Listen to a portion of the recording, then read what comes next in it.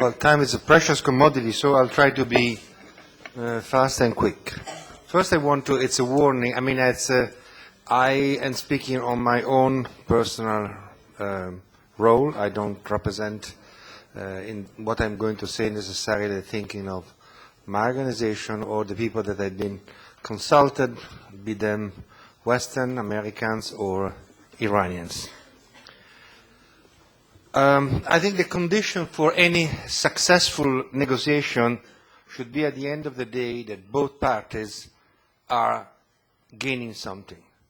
There is no negotiation which is successful if there is not a positive game, positive result for both of them. So what is in it for the US and for the West in general?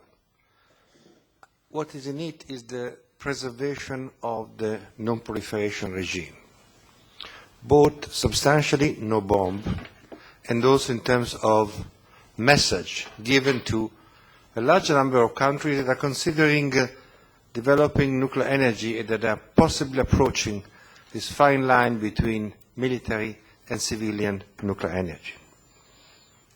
This is enough of a goal to be pursued with determination. What is in it for Iran? What is in it for Iran? It's, first of all, I think some kind of economic opportunities, I would say. The winding down of the sanctions. Then there is something which is very important for Iran, which is the getting the support of the public opinion that wants more easy relation with the West, and particularly with Americans. There are many Iranian Americans. There are many Iranians living in Europe, in Western Europe, and all this kind of simplifying the relation between the West and Iran is something which is certainly seen positively by the public opinion at large. There are also something which is obstacles of the same advantage that I was mentioning before. I think that the West certainly is concerned about giving too much, and Iran is concerned about extending too much the relation with the West, so losing some kind of characteristic of the structure of the power there, the regime, whatever you want to call it. Also, the sanctions have been used extensively for so many years to justify economical problems or mismanagement. All of a sudden, if sanction goes away, well, we don't have any more the justification.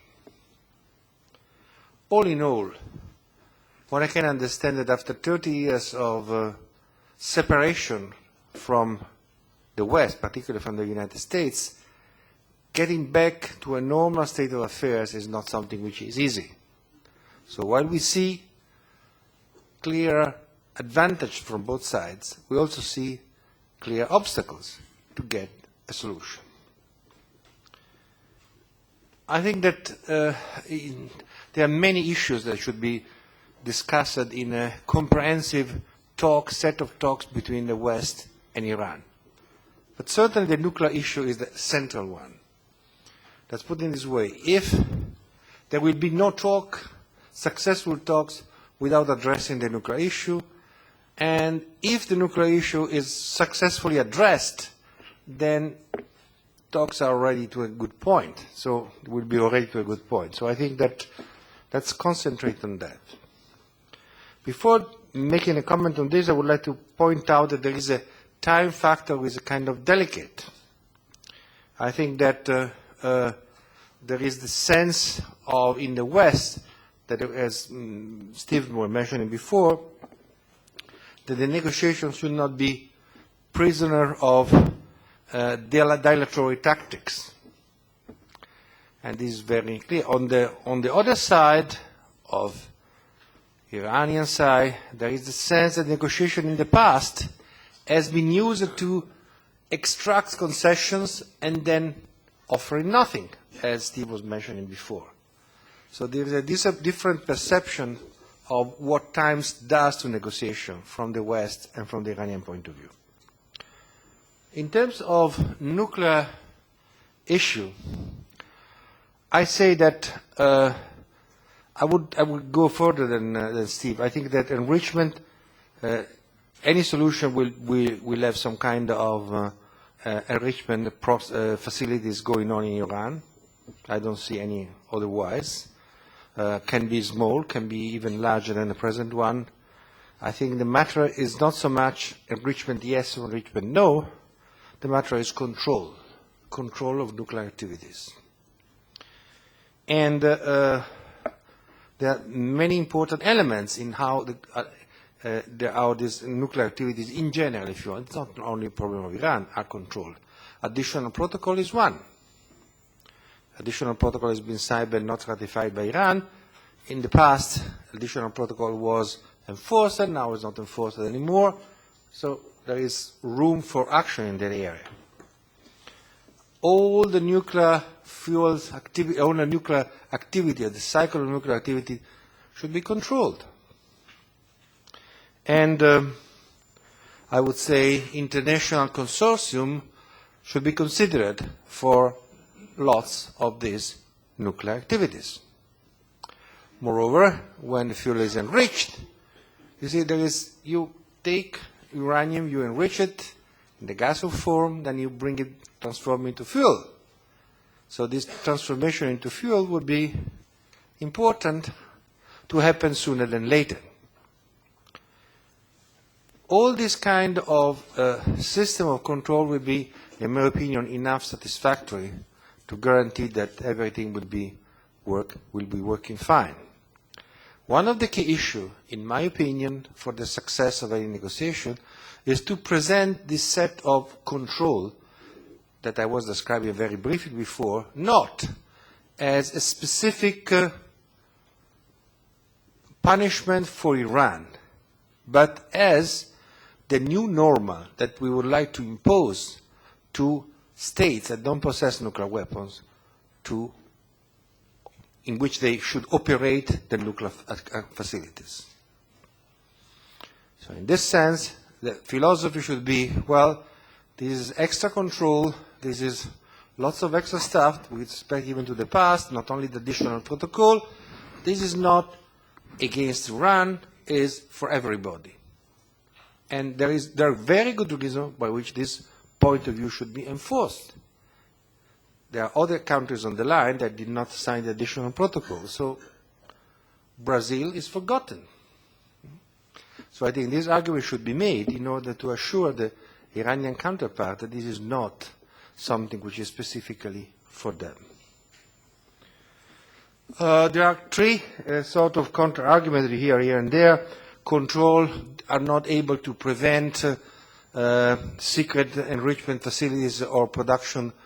True, but then there is a big difference. I mean, if you have a situation that you totally blank, if you have a situation where you have a very serious control in international cooperation, the risks are much smaller. Iran does want nuclear weapons.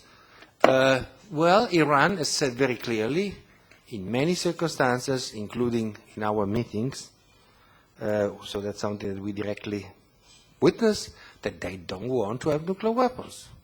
These declarations are important, should be not dismissed. We should, in fact, encourage all countries to state and keep stating that. And there is a problem of consistency, which is true for every state. There are no states which are intrinsically mendacious, so they can do whatever they want, since there is always a public opinion and the way in which things are presented that matters. And finally, if there is some international cooperation on nuclear activities in Iran, one question is, what if all of a sudden Iran kicks out all the inspectors, all the foreigners, or whatever it is, and destroy the system of control? Well, this will be a very clear declaration of intent of doing something different, and I believe it is very, very unlikely that this will happen in a situation where there is no threat.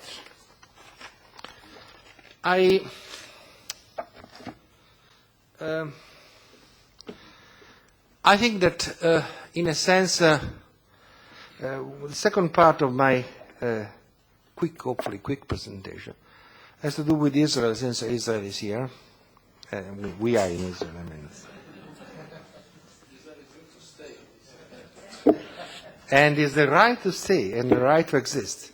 But that's the point is that the reason why I'm telling you that I am, in a sense, more or less quite often in my talking with Iranians, trying to understand what is the perception of the relation. And I would say that, first of all, there is something very positive for Israel if there is an agreement, and that a very serious tension is eliminated, that the risk of a conflict or a tension with possible very serious consequences has been eliminated at best postponed, but let's say eliminated. Needless to say, any military confrontation about the Iranian nuclear issue, however you think about it, will be a disaster in an area which is already plagued by many, many serious problems. From Pakistan, Afghanistan, then there is Iran, then there is Iraq, and then there is the Middle East proper with Palestine and so on. So I think that all the efforts in order to avoid any worsening of the situation should be considered as very, very positive by all the actors, unless the prevailing attitude in Israel is that if someone is dealing with Iran, then is not any more interested in, if the West is dealing with Iran, then is not any more interested in the preservation of Israel, which I think it would be a little bit too far-fetched argument, and in fact is not true. The attitude of, I was mentioning before, the attitude of the Iranians in general towards Israel. I would say that Iran, in terms of my impressions, the public opinion really has a different priorities in mind, and different from many other Arab countries. The issue of the opposition to Israel is not felt so widely and so strongly by the population at large. Nevertheless, it is true that the government of Iran and the official position are very much strongly against Israel. I would say that this is not a corollary of the attitudes of the West. It's something specific. I'm describing a situation. I'm not particularly making any value judgment on that. Arguments like, well, we want to talk with everybody but with Israel, are commonly used. I think we have to understand a little bit this before. First of all, I want to clarify that from our point of view of our organization, we are promoting dialogue across every line of separation line. So our job, institutional and structural, is to promote dialogue all possible way that is possible, that can be done. So we are trying to help in any possible direction. Still, I would say the opposition in Iran toward Israel is certainly some kind of, well, it's rooted around Palestine. There's no doubt about that. First of all, first statement: don't believe for a moment that if there is no different situation in Palestine, then things can be easier in terms of relation between Iran and Israel. Why it is so? Palestine is a sort of very critical problem, felt very much in the area. Is a way in which a group of people, the Palestinians in this case, are objectively under severe strains, and people take sides. Country takes sides. Iran is supporting the Palestinian. That was the message given by the original leader of the revolution, Khomeini, and kept on. So there is a matter of ideological consistency. There is a matter of religious affinity. Most of the Palestinians, not all of them, are Muslim. There is a third factor, which is their role in the area. And this is, in a sense, the most structural one. Iran wants to keep a role in the Middle East, enhance its role in the Middle East. The vision is Southwest Asia, as described as a large group of countries that goes from Pakistan to, say, Turkey, where Iran is at the center. And at the center, politically, economically, culturally, and so on, which I think is absolutely legitimate aspiration. It's not something that should be criticized. But in that sense, the perception is very clear that the issue of Palestine is an issue which is very much present in all this area, with some exception. I mean, there are different perceptions from Turkey than, say, from Lebanon or whatever it is. But nevertheless, it's one of the very heavy problems of the area. So Iran certainly takes one side. I would say that all the effort which has been done in the opposite direction to marginalize Iran, remember Annapolis, where it was done in order to bring a wedge between Iran and Syria, just from the perspective of the Iranian, made things more clear. We should be more, from Iranian point of view, in fact, strengthening the Palestinians and entering into that. I would say it would be a mistake to consider that Iran is supporting indistinctly all Islamist movements, radicals. This is not the case. The perception towards the Taliban is totally different. And in fact, and I think that there is no affinity which is based on the Islamic radical approach. It's a political effort to extend influence. I think that the solution of this problem is a long and complicated one.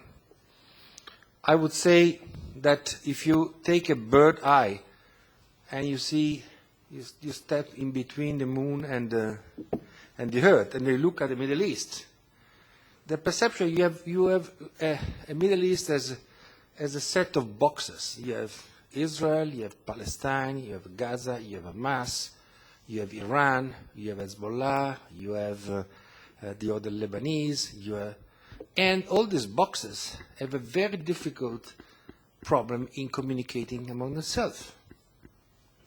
So any peaceful solution of the various problems will mean that you have, instead of having a military approach, you will have a communication approach where you will strike compromise, adjust, and the beginning of this adjustment and finding intermediate solution is talking. Now, in the Middle East, you can see that nobody is talking with nobody else. Hamas is not talking with Fatah. Hamas has never talked with Israel and vice versa. Hezbollah, you live here, you know much more better than me. So the problem is that it's really, in order to even address the issue of relation with Iran, one has to take a little bit of a change in attitude, a sort of Copernican revolution. Talking is, after all, important. We come out with a period in which the Bush administration, the emphasis of non-talking has been very strong. You don't talk with terrorists. You don't talk with axis of evil. The axis of evil don't talk with you, and so on. The result has been pathetic. So I think it's high time that some kind of change in the attitude is made. It's not a matter of taking sides, but to understand that each party in this complex mosaic, which is the Middle East, has some kind of reasons. We heard today that dehumanization of the enemy, it's bad. Yeah, it is bad. It's only bad since it happens at time, but it's bad since it's procrastinating time a situation with no solution. So I think that in this sense, the revolution starts at home. And I would say that the best thing would be to address in a more cooperative way, in whatever means could be done, all the difficult issues that we have here.